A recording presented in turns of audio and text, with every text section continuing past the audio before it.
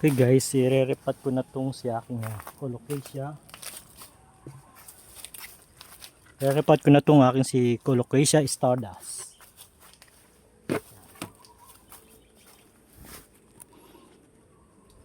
Ganda niyan.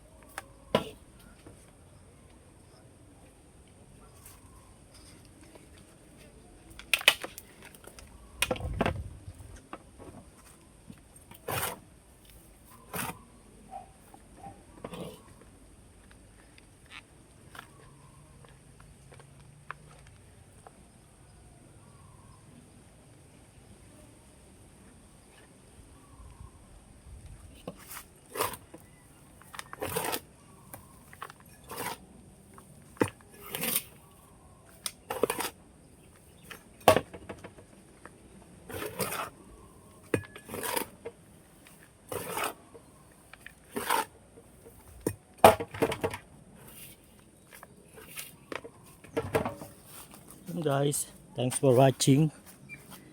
Naripat na natin at yan ay bottom water muna natin para niripat ko na kasi para lumaki yung dahon niya. Actually lumalaki yung dahon niya, saka lumalaki yan almost 5 feet, so kaya niripat ko na. Yun lamang guys, thanks for watching. Ganda ng details ng dahon niya, lalo na pagka nag-matured.